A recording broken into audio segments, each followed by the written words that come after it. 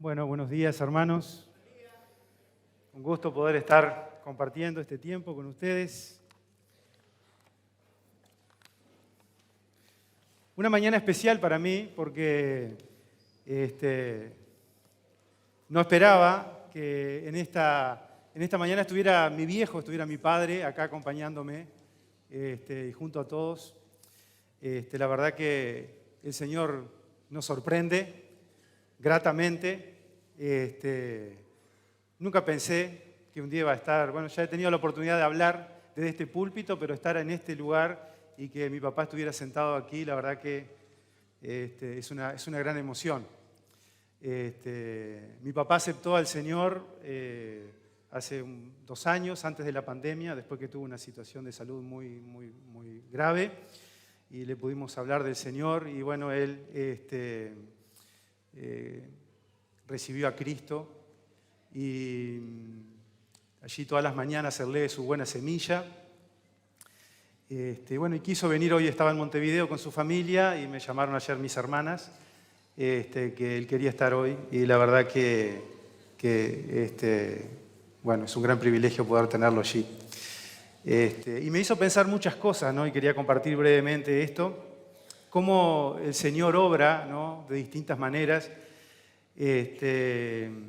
Mi abuela paterna, la mamá de papá, mi abuela Aurora, era evangélica, era de fe evangélica.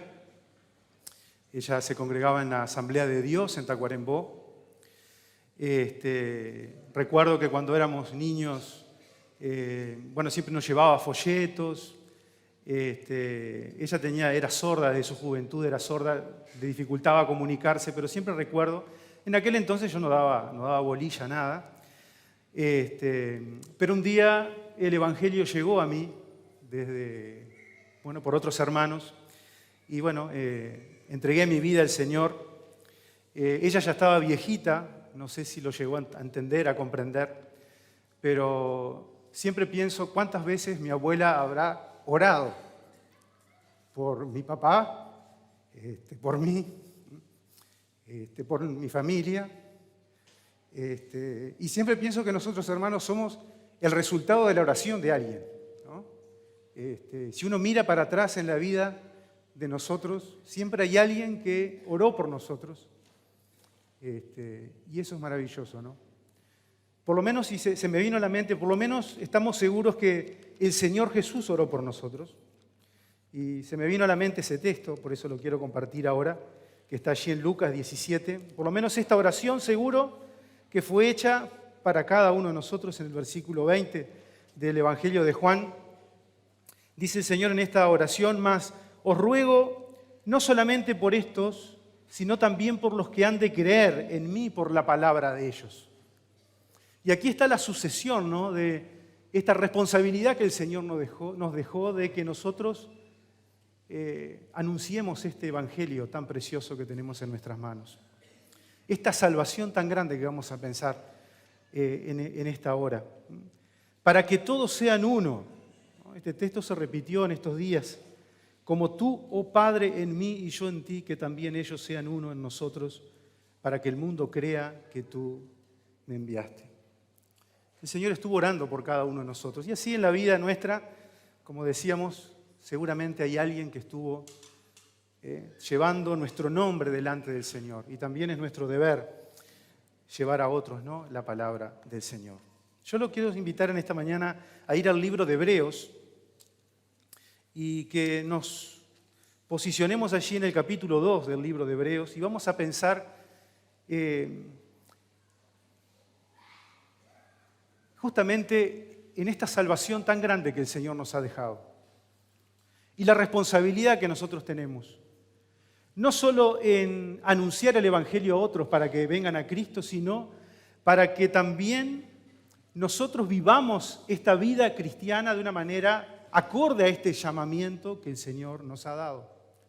Y el Señor nos ha provisto todo lo necesario para que nosotros podamos vivir una vida cristiana que le agrade al Señor. Y en estos últimos tiempos he estado pensando en este libro porque, bueno, hemos visto cómo algunos hermanos a veces ¿no? han vuelto atrás en las cosas del Señor. Y quiero en esta mañana especialmente hablar, quizás hay alguna persona acá que quizás está pensando en volver atrás, está desanimada en las cosas del Señor. Y quizás viniste acá solamente, para cumplir, pero que tu vida no está realmente caminando de acuerdo a la voluntad del Señor. Y el libro de Hebreos fue escrito para esas personas, ¿no? Y de alguna manera también a nosotros a veces nos pasa, ¿no? Que nos desanimamos. Pero en esta mañana, hermanos, quiero animarnos a que podamos avanzar en la vida cristiana, mirando a nuestro gran sumo sacerdote, nuestro Señor Jesucristo. Volviendo a poner delante de nosotros su grandeza, su excelencia, lo que Cristo significa. Y este libro de Hebreos fue escrito justamente para creyentes que habían dejado en algún momento el judaísmo, su religión, para seguir a Cristo. Algunos quizás eran jóvenes en la fe, pero la Biblia también nos da a entender que el libro de Hebreos fue escrito para gente que ya tenía unos años dentro de la fe cristiana, pero que estaban comenzando a pensar en volver atrás, en dejar todo y volver nuevamente al judaísmo, a volver a su antigua religión. Algunos deberían ser ya maduros espiritualmente, pero como dice en Hebreos allí en capítulo 6, nos habla de que habían algunos que deberían ser ya maestros, en el capítulo 5, versículo 12, después de tanto tiempo dice, pero tenéis necesidad de que se os vuelva a enseñar cuáles son los primeros rudimentos de la palabra de Dios, y habéis llegado a ser tales que tenéis necesidad de leche y no de alimento sólido. Había algunos creyentes que realmente todavía no habían llegado a la madurez cristiana y estaban viviendo como niños, necesitaban ser alimentados con las cosas más básicas de las verdades cristianas, pero que ya deberían tener tiempo de estar maduros. Y madurez en la vida cristiana no tiene que ver necesariamente con años, digamos, la madurez, no tiene que ver realmente con años. Hay gente que puede estar años en la iglesia, como sabemos, y todavía ser un niño espiritualmente. Todavía no ha madurado. Madurez es distinto a espiritualidad, ¿no? Una persona se puede convertir hoy y ser espiritual, ¿no? Cuando una persona se convierte, recibe el Espíritu Santo, y si anda en el Espíritu, es una persona espiritual.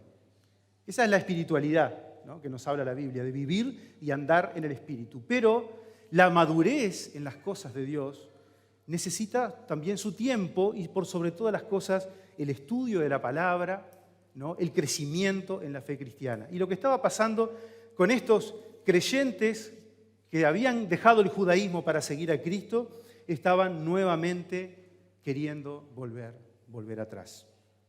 Y eso quizás puede estar pasando en la vida de cada uno de nosotros. Quizás algunos de estos hebreos eran creyentes nominales. ¿Qué quiere decir con esto? Que solamente habían aceptado la fe cristiana como algo intelectual, pero que no realmente se habían convertido a Cristo. No habían recibido esta salvación. Y puede pasar también, ¿no? Como hemos pensado en estas mañanas, en estos días, de que pueden haber acá hijos de creyentes que porque han crecido en un ambiente cristiano ya creen que son cristianos. Pero necesitamos, hermanos, arrepentirnos de nuestros pecados, realmente sentir, ¿no?, el peso de la realidad de nuestros pecados, de la condenación eterna que recae sobre nosotros y ir a Cristo para recibir esta salvación preciosa, y que el escritor a los hebreos les dice allí en el capítulo 2, versículo 1. Por tanto, es necesario que con mucha diligencia, Hebreos 2.1, atendamos a las cosas que hemos oído, no sea que nos deslicemos. Prestar oído, atención a las verdades de las Escrituras. Madurar espiritualmente. ¿Para qué? para que no nos deslicemos, o como dice otra versión, para que no perdamos el rumbo. Porque si la palabra dicha por medio de los ángeles fue firme y toda transgresión y desobediencia recibió justa retribución, versículo 3, ¿cómo escaparemos nosotros si descuidamos una salvación tan grande? Y este versículo es uno de los versículos que quiero que en esta mañana nos vayamos pensando en esto.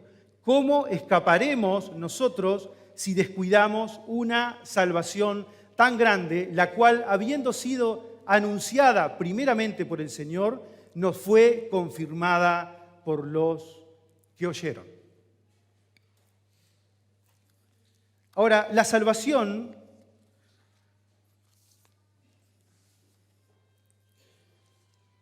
tiene dos connotaciones en la Biblia y quiero en esta mañana pensar y sobre todo ver un aspecto de ellas, ¿no?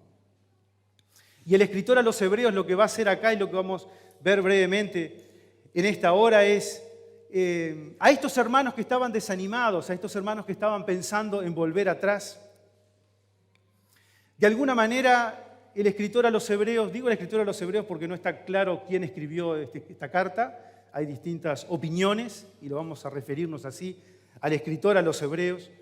De alguna manera, el escritor a los Hebreos lo que hace es podemos pensar así, ¿no? Imaginarnos, toma de la mano a estos judíos que estaban queriendo dejar a Cristo y volver nuevamente atrás, los toma de la mano y los empieza a pasear, digamos así, por distintos acontecimientos y por distintos acontecimientos y distintos personajes del Antiguo Testamento, para finalmente, entiendo yo, ponerlos enfrente al tabernáculo de reunión y allí presentar el tabernáculo al sacerdote, al sumo sacerdote, pero mostrarles por sobre todas las cosas que todas esas cosas que pertenecían a la religión judía dejaron de ser y Cristo es superior a todas esas cosas.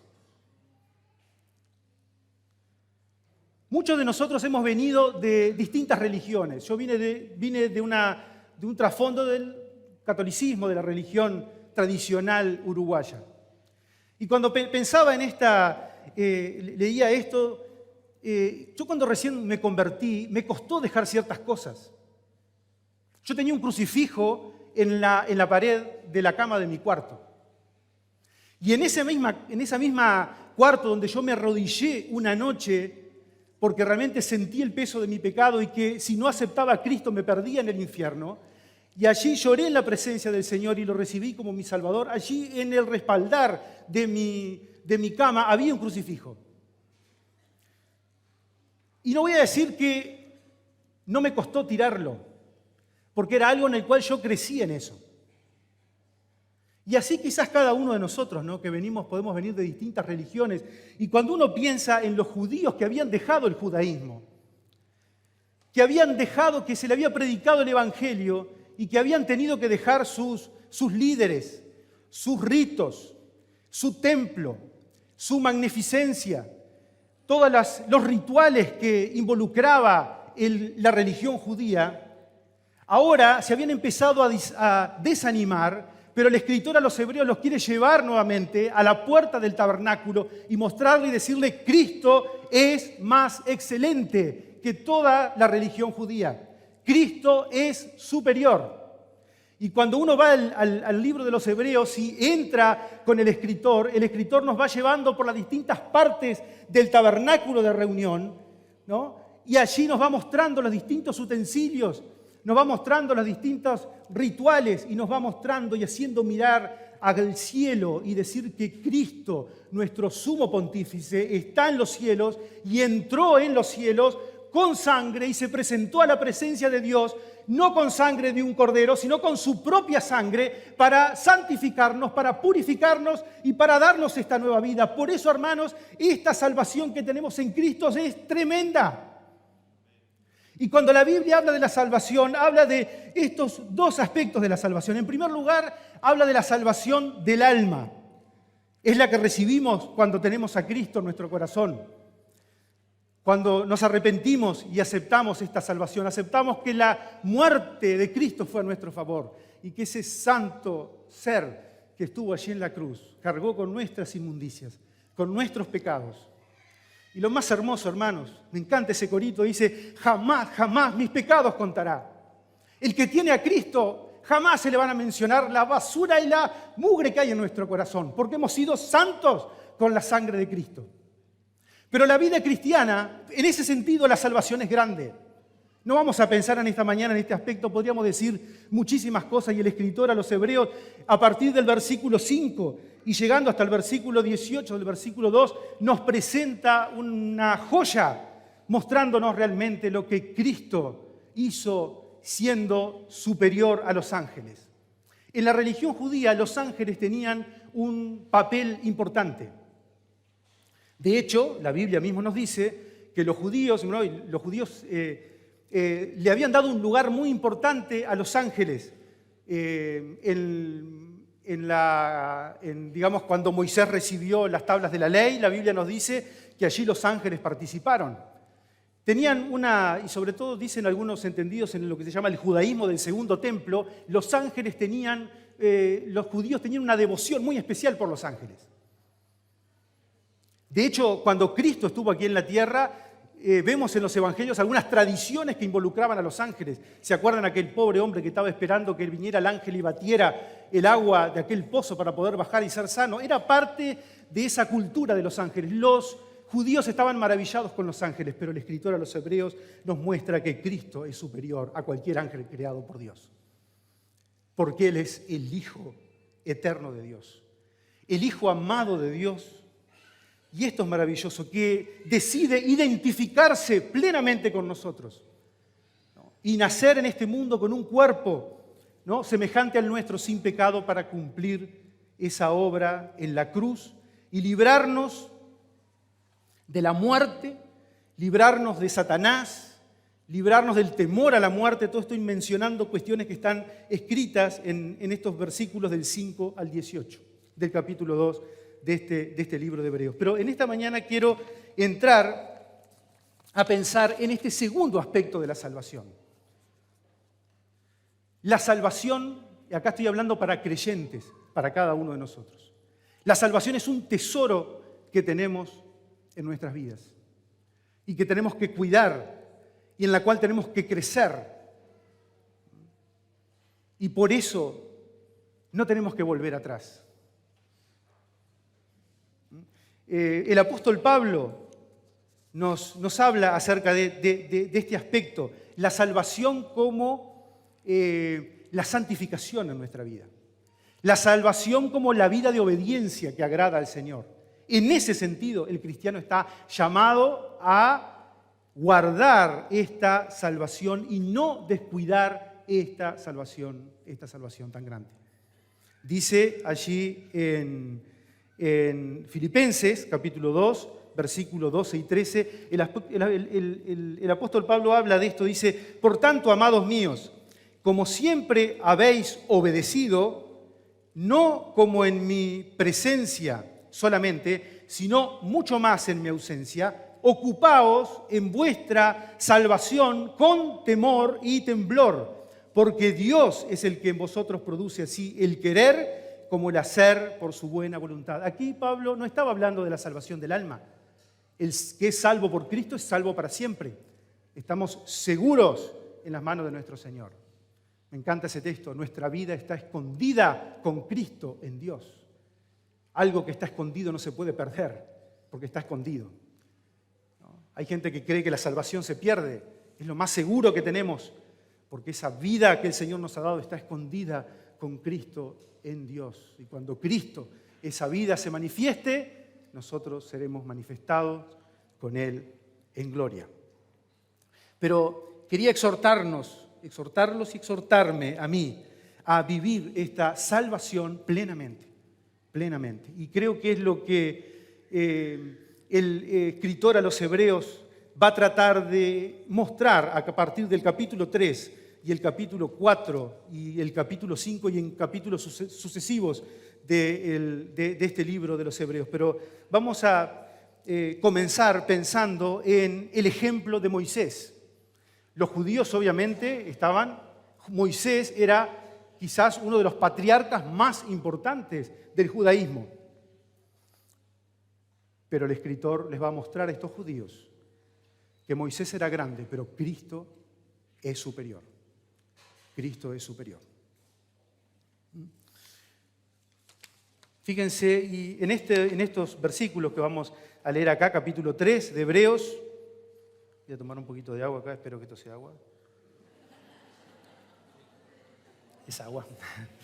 Por tanto, hermanos santos, participantes del llamamiento celestial, considerad al apóstol y sumo sacerdote de nuestra profesión, Cristo Jesús, el cual es fiel al que le constituyó, como también lo fue Moisés en toda la casa de Dios. Porque de tanto mayor gloria que Moisés es estimado digno cuanto mayor honra que la casa el que la hizo. Porque toda casa es hecha por alguno, pero el que hizo todas las cosas es Dios. Versículo 5.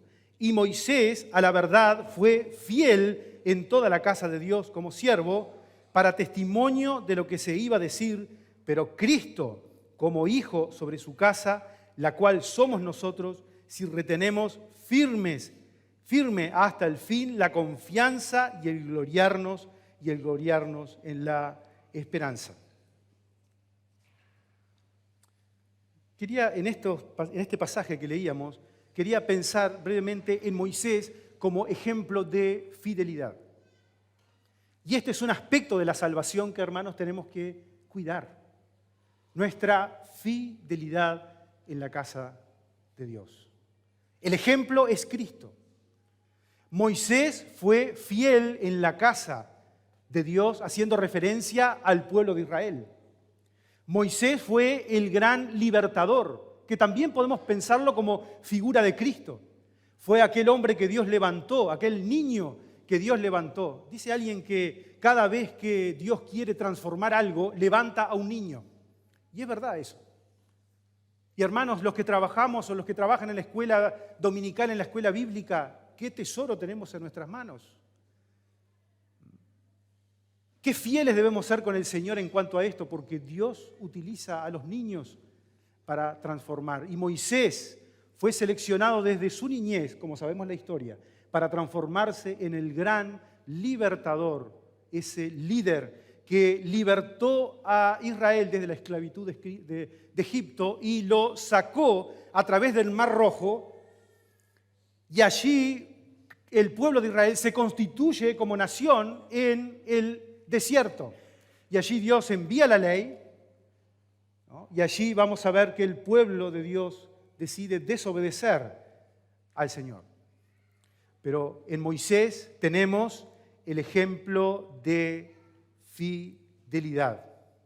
Esta salvación es grande o es tan grande porque tenemos que considerarla desde esta perspectiva de la fidelidad. Dios nos la ha dado gratuitamente, ¿en qué? En virtud de la obra de Cristo, su Hijo amado.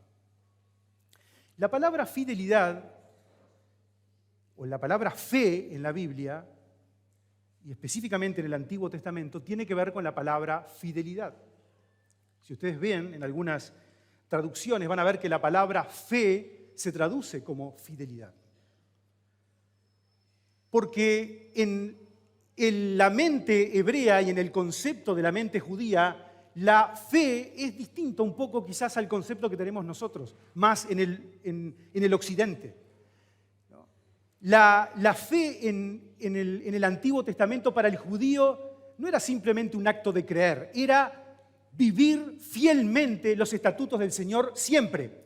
Cuando Habacuc dice, mi justo por la fe vivirá, está diciendo por la fidelidad, por su firmeza, por permanecer firme.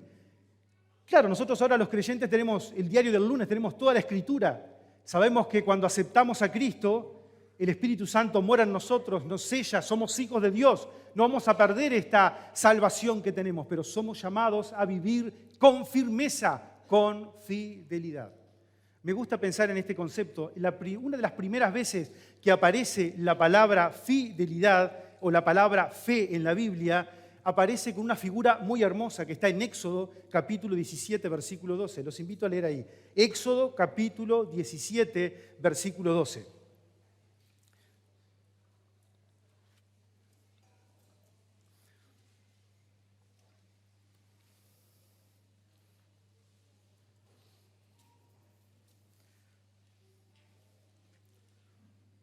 Y las manos de Moisés estaban pesadas, por lo que tomaron una piedra y pusiéronla debajo de él, y se sentó sobre ella, y Aarón y Hur sustentaban sus manos, el uno de una parte y el otro de la otra. Así hubo en sus manos, en las manos de Moisés, firmeza hasta que se puso el sol. ¿Se acuerdan de este acontecimiento? La guerra de Israel con Amalek. Moisés levantaba los brazos, prevalecía Israel. Moisés bajaba los brazos, prevalecía el enemigo.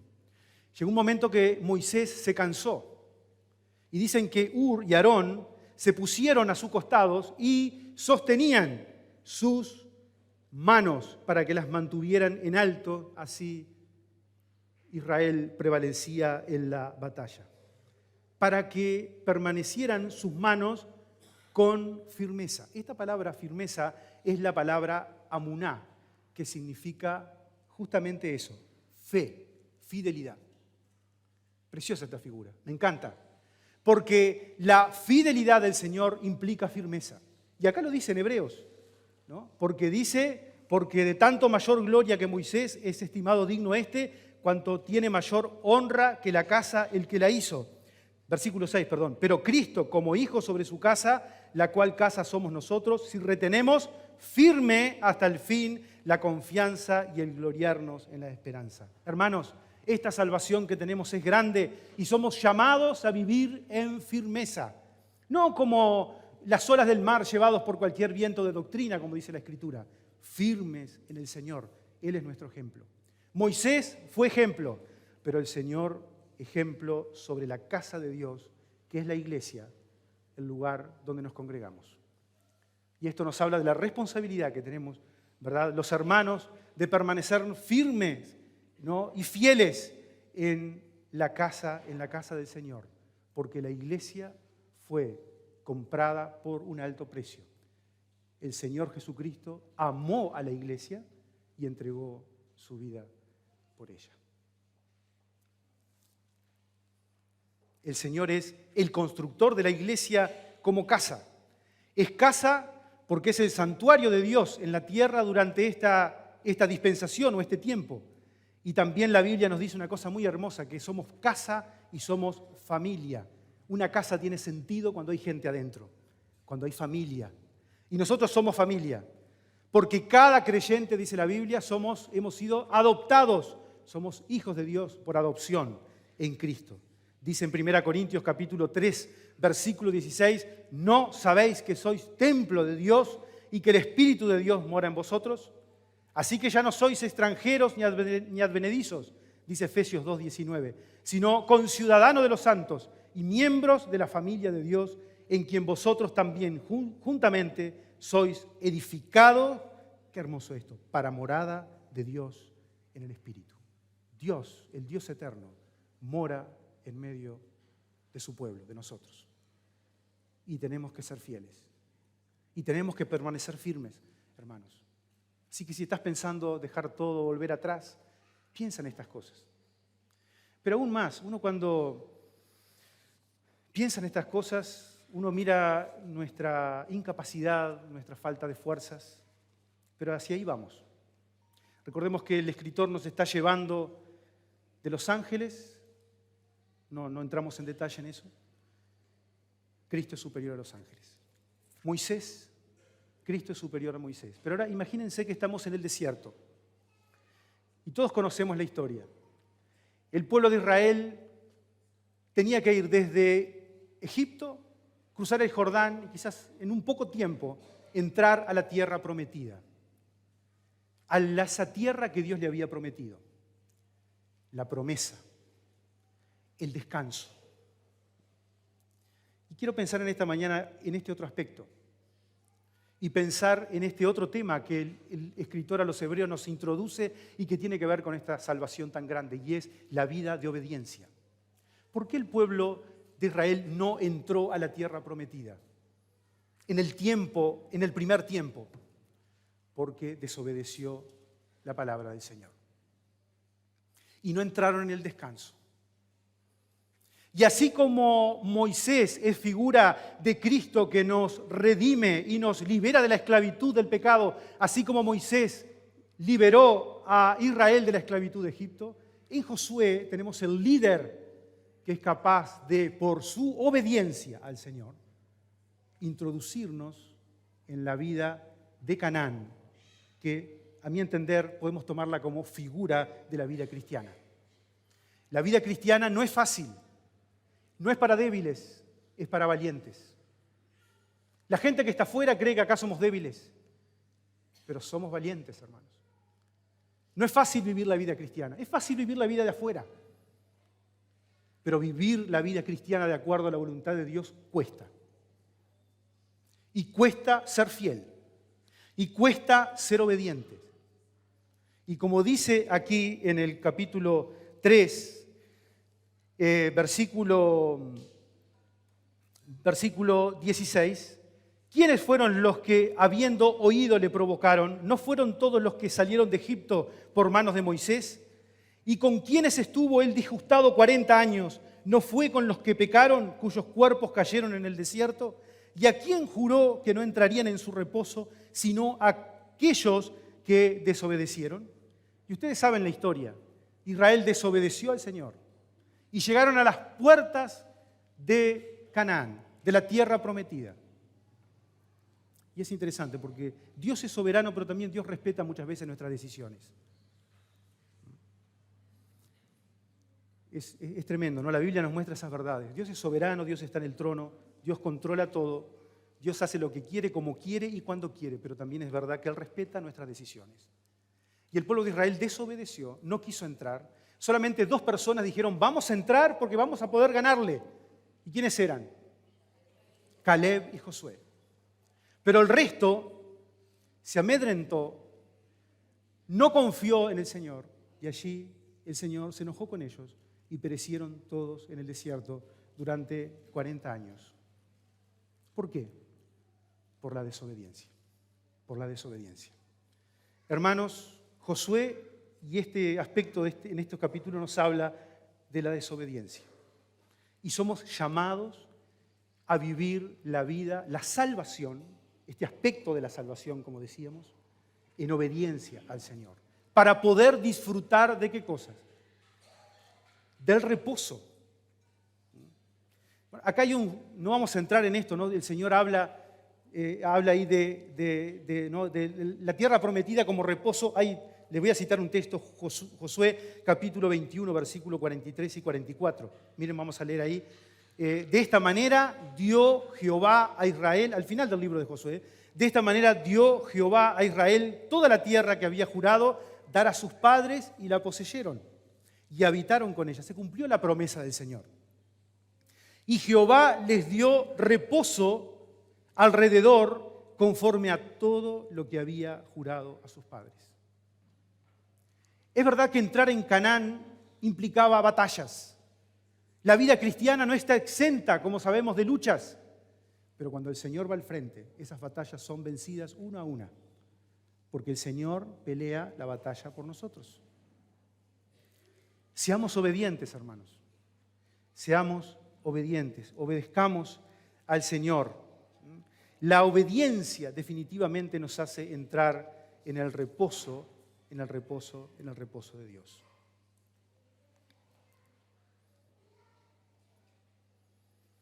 Ahora, cuando yo preparaba este mensaje pensaba, ¿no? Digo, a veces nos desanimamos y quizás muchos de estos hermanos judíos se estaban desanimando porque no estaban mirando en el Señor toda la provisión que tenían en Él. ¿No? Y uno cuando no somos llamados y desafiados a vivir la vida cristiana en fidelidad, en obediencia, obedeciendo al Señor, miramos nuestra propia naturaleza y decimos nosotros, yo no puedo. no voy a poder vivir así. ¿No? Imagínense también estos judíos, yo pensaba, ¿no? Seguramente, no sé más o menos la fecha, ¿no? Hay un poco de divergencia. Algunos dicen que el templo todavía estaba edificado cuando se escribió Hebreos, por eso no se hace mención. Algunos dicen que quizás fue después de la destrucción del templo. Pero cuando el judío abrazaba la religión judía, se quedaba prácticamente sin nada. ¿No? Así como yo cuando abracé a Cristo perdí el crucifijo, las estampitas, el cura y no sé qué, que era, y costaba eso, porque de alguna manera eran las referencias que uno tenía. Y ahora tenía que seguir solamente al Señor. Y aprender que en el Señor es suficiente. Él es nuestro líder, Él es nuestro guía. Entonces, por eso es que cuando avanzamos un poquito más y vamos al final del capítulo 4, a partir del versículo 11, no vamos a entrar en detalles en todo esto, pero sí el escritor a los Hebreos dice: procuremos pues entrar en aquel reposo para que ninguno caiga en semejante ejemplo de desobediencia. Y acá es donde viene la parte más hermosa. Porque después de pasarnos por los ángeles, Cristo es superior a los ángeles. Moisés, Cristo es superior a Moisés. Josué, Cristo es superior a Moisés. El escritor a los Hebreos nos lleva frente al tabernáculo de reunión. Para mostrarnos ¿a quién? A Cristo como el sumo pontífice, capaz de compadecerse de nuestras debilidades y ser, como escuchábamos ayer, rico en gracia para darnos fuerza y valor para vivir esta vida cristiana. Ahora, quería, para terminar, pensar en 3 cosas con relación a esta cuestión que tiene que ver con la obediencia que estábamos hablando. Y acá es donde vamos a leer el versículo 12 del capítulo 4. Para que haya obediencia tiene que haber una condición. ¿Y cuál es la condición? La palabra de Dios.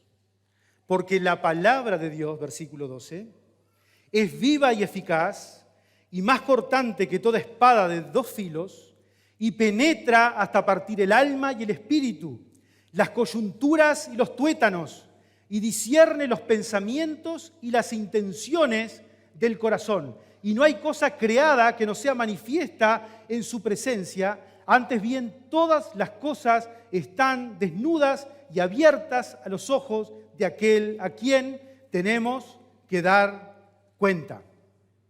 Y cuando llegamos a este punto, el escritor a los Hebreos, Dios nos quiere mostrar que para vivir una vida de obediencia tenemos que sumergirnos en la palabra de Dios.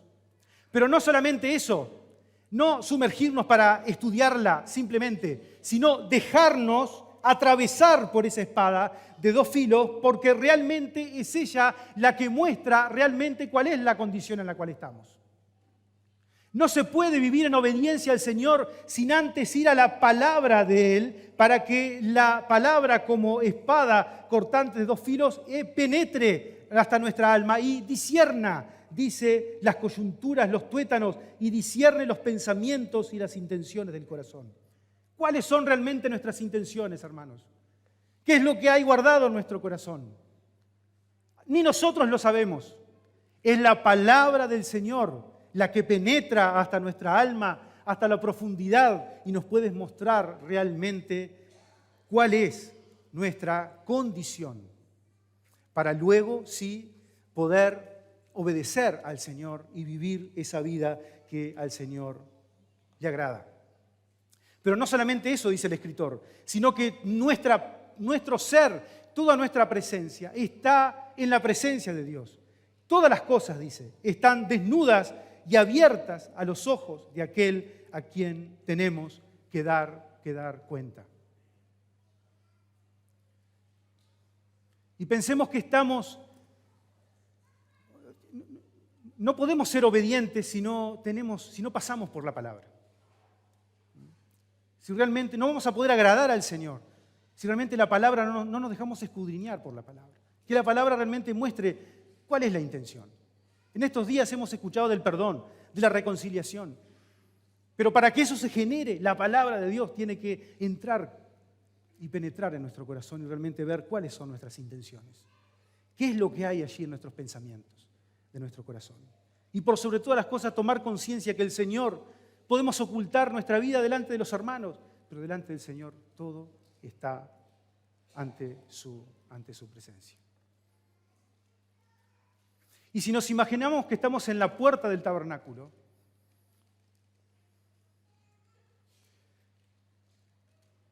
¿qué iba a hacer un judío a la puerta del tabernáculo?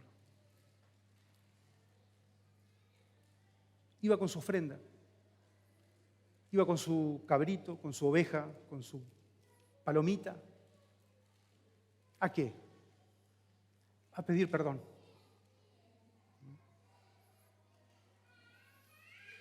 ¿Y con qué se quería encontrar en la puerta del tabernáculo? ¿Con un juez? No.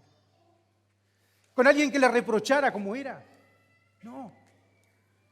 Se quería encontrar con el sacerdote, el sumo sacerdote, o el sacerdote que lo iba a recibir, para que presentara esa ofrenda por sus pecados.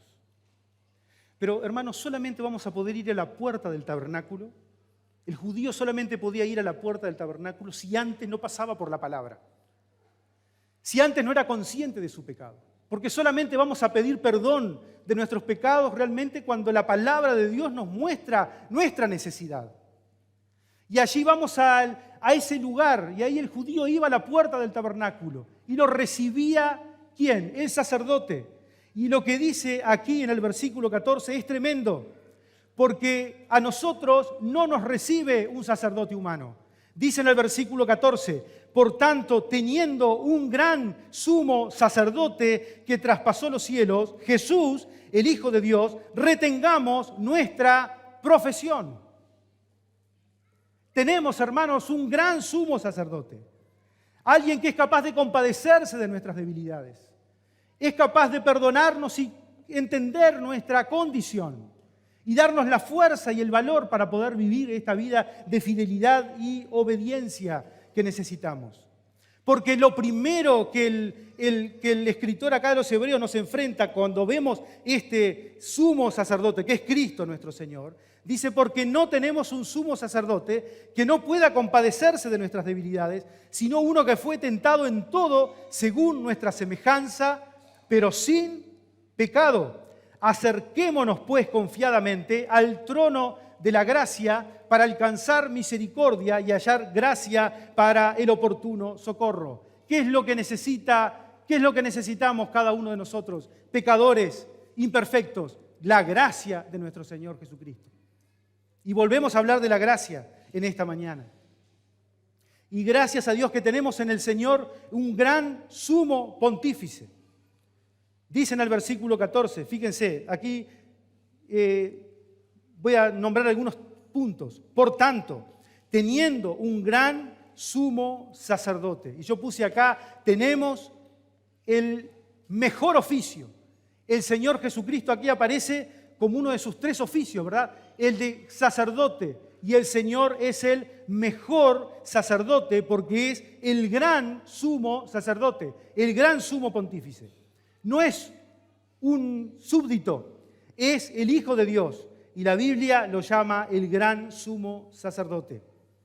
Y tenemos, fíjense, este sacerdote es el que tiene la mejor relación con Dios, porque aquí nos dice que el Señor Jesús es el Hijo de Dios. Así que en Cristo tenemos el oficio mejor, el gran sumo sacerdote, la relación mejor, porque es el Hijo de Dios, el lugar mejor, porque dice la Biblia que traspasó los cielos, o atravesó todos los cielos y se presentó ahora ¿dónde? En la presencia de Dios, para tener este sumo sacerdote que es el que se identifica mejor con nosotros, porque la Biblia dice que aquí es Jesús, el Hijo de Dios. Y cuando la Biblia dice Jesús, está hablando de la humanidad de Cristo, este sacerdote semejante a nosotros, que es capaz de compadecerse de nuestras debilidades.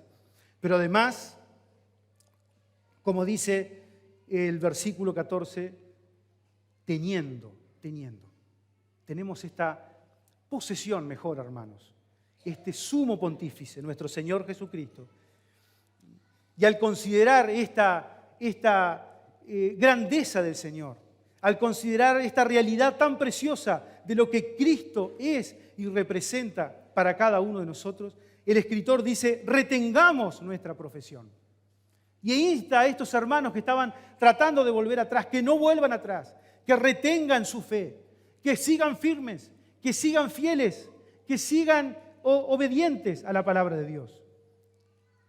Porque no tenemos un sumo sacerdote que no pueda compadecerse de nuestras debilidades, sino uno que fue tentado en todo según nuestra semejanza, pero sin pecado. Acerquémonos pues confiadamente al trono de la gracia para alcanzar misericordia y hallar gracia para el oportuno socorro. Y en Cristo tenemos la mejor identificación, la compasión de Cristo, porque dice la Biblia que Él fue tentado en todo según nuestra semejanza. Nadie nos va a poder recibir de la mejor manera cuando vamos al Señor y identificándose plenamente con nosotros que este sumo sacerdote que está en los cielos y que fue tentado o que fue probado sin pecado, como sabemos, en toda según nuestra semejanza, pero sin pecado.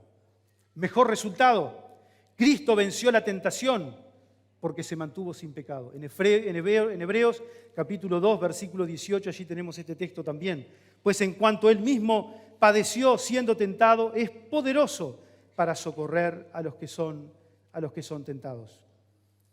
Y el Señor está sentado en el mejor trono, porque es el trono de la gracia. Y ahí somos invitados cada uno de nosotros, hermanos, a que podamos acercarnos al trono de la gracia para alcanzar ¿qué? Misericordia y gracia y el oportuno socorro. Oportuno socorro quiere decir el socorro cuando más lo necesitamos. Qué lindo es esto. Por eso la salvación, somos llamados a vivir esta salvación grande. Porque no estamos solos. No necesitamos más nada que nuestro Señor. Porque en Él tenemos a alguien que se identifica plenamente con nosotros. Alguien que fue tentado y venció la tentación. Alguien que está sentado en el trono que se llama gracia. No es el trono aquí del juicio. Es el trono de la gracia. Y alguien que pudo salir venturoso de la tentación y puede socorrernos a nosotros con gracia y misericordia para ese socorro cuanto más lo necesitamos. Eran 3 palabras que quería compartir con ustedes aquí al final. La condición, ir a la palabra. La provisión, que tiene que ver con, en Cristo tenemos este sumo pontífice, y que podemos citar, ¿no? El escritor luego, cuando entra a partir del capítulo 6 en delante y casi allá hasta el final, nos sumerge en toda esta cuestión del tabernáculo para mostrarnos la superioridad de Cristo, ¿no? Y lo que Cristo hizo en los cielos allí por cada uno de nosotros. Pero quería terminar mencionando el proceso. Porque la obediencia muchas veces lleva un proceso. Y voy a leer el capítulo 5 y vamos a leerlo hasta el 10, pero vamos a pensar brevemente en los últimos 7 versículos. Porque todo sumo sacerdote tomado de entre los hombres es constituido a favor de los hombres en los que a Dios se refiere para que presente ofrendas y sacrificios por los pecados, para que se muestre paciente con los ignorantes. Cuando leemos esto, piensa en el Señor y en nuestra necesidad, ¿no? Y piensa en estos hermanos judíos que estaban tratando de volver atrás y que no veían en Cristo esto, que no precisaban más el sacerdocio arónico, que en Cristo tenían todas estas cosas, para que se muestre paciente con los ignorantes y extraviados, puesto que Él también está rodeado de debilidad y por causa de ella debe ofrecer por los pecados, tanto por sí mismo como también por el pueblo. Acá está hablando del sacerdocio arónico, ¿verdad? ¿Cuál era el oficio del sacerdote? Presentaba las ofrendas, pero con ese pobre judío que venía a la puerta del tabernáculo tenía que mostrarse ¿cómo? Con paciencia, ¿no? y con gracia, porque él también tenía que sentirse rodeado de debilidad. Bueno, acá habría mucho para decir, ¿no?, de nuestras. Y por causa de ella, este hombre, el sacerdote en el Antiguo Testamento, debió ofrecer sacrificios por sus pecados, ¿no?, y por los del pueblo. Versículo 4, y nadie toma para sí esta honra, sino el que es llamado por Dios, como lo fue Aarón. La honra de ser sacerdote era un llamado especial de Dios. No era cualquiera que podía ser sacerdote. Tenía que pertenecer a una tribu específica. Tenía que tener determinadas características. Y esa honra había sido dada por Dios. Versículo 5. Así, tampoco Cristo se glorificó a sí mismo, haciéndose sumo sacerdote, sino que Él le dijo: tú eres mi Hijo amado, yo te he engendrado hoy. Como también dice en otro lugar: tú eres sacerdote para siempre, según el orden de Melquisedec. Y acá el escritor introduce a Cristo, que como sabemos no era de la tribu de Leví, sino que era de la tribu de Judá. Cristo viene de otro linaje de sacerdocio, el sacerdocio según la orden de Melquisedec. Pero versículos 7, 8, 9 y 10. Para mí estos deben ser uno de los pasajes de la Biblia más tremendos. Y Cristo, en los días de su carne, ofreciendo ruegos y súplicas con gran clamor y lágrimas, al que le podía librar de la muerte, fue oído a causa de su temor reverente. Y todos sabemos, hermanos, que aquí nos está llevando al Getsemaní. Pero quiero decir en esta mañana solamente esto: tenemos en los cielos al mejor intercesor. Porque dice que el Señor fue oído a causa de su temor reverente.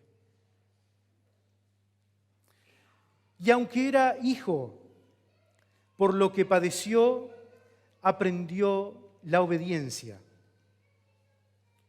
Y esto es tremendo.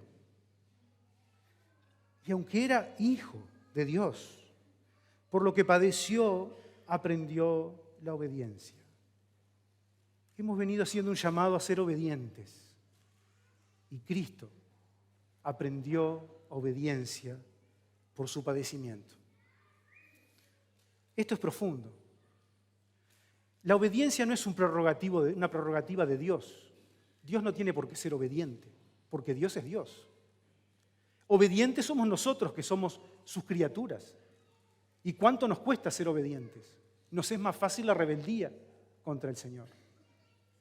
Pero el Señor, en su humanidad, y acá uno tiene que pesar las palabras porque tiene temor a equivocarse, pero en su humanidad, el Señor, el Hijo de Dios, aprendió a ser obediente. Y dice la Biblia que fue obediente hasta la muerte, y muerte de cruz. Y habiendo sido perfeccionado, vino a ser autor de eterna salvación para todos los que le obedecen. Fíjese la palabra obediencia. Y fue declarado por Dios sumo sacerdote según el orden de Melquisedec. Ahora termino diciendo esto. El proceso. La obediencia lleva un proceso. Y por eso quiero también alentar a los hermanos. Y el proceso de Dios, ese proceso que Dios utiliza, hermanos, muchas veces es el proceso del sufrimiento. La vida cristiana es una vida de paz, de reposo, de gozo, pero que no está exenta del sufrimiento. Así que mi hermano, que usted quizás está sufriendo en este momento, piense que está en un proceso que Cristo pasó. Fíjense cuál es el proceso. Versículo 8. Y aunque era hijo, por lo que padeció, acá está el sufrimiento.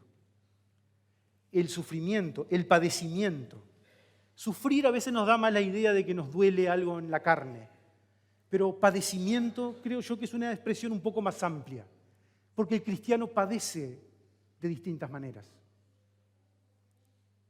Es parte de nuestra naturaleza caída. Es parte de lo que decidimos cuando desobedecimos al Señor en el Edén. Y es parte de lo que decidimos cuando decidimos cada día a veces desobedecer al Señor. El sufrimiento es parte de nuestra naturaleza humana.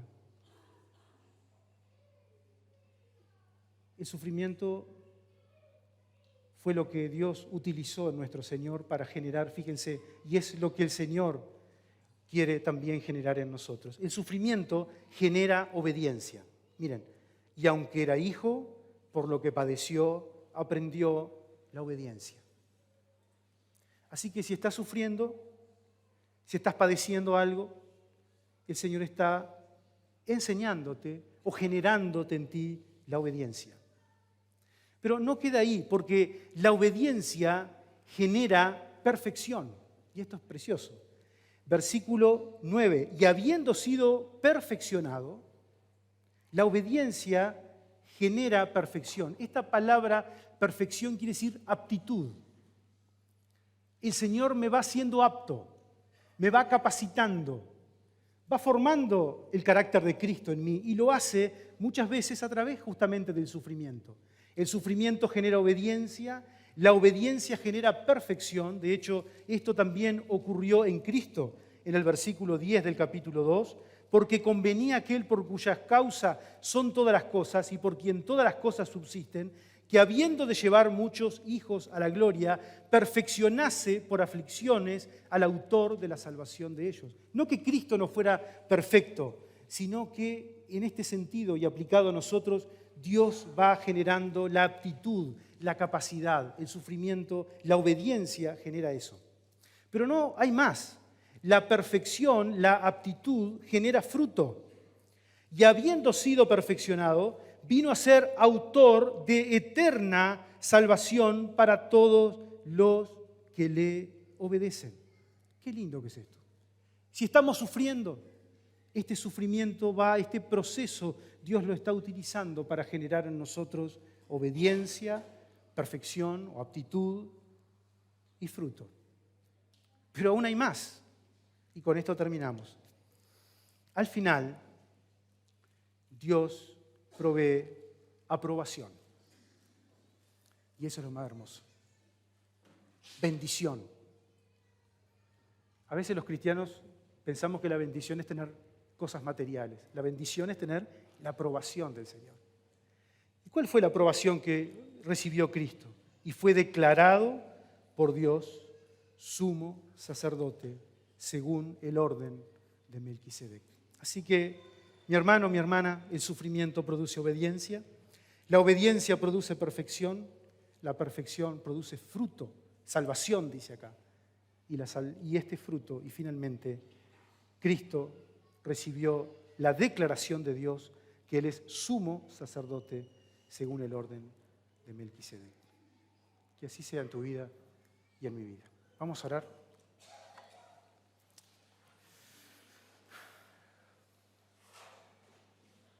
Padre, gracias te damos por tu palabra, nuestro Dios. Gracias que a través de ella podemos aprender estas cosas tan tremendas de la persona de nuestro Señor Jesucristo.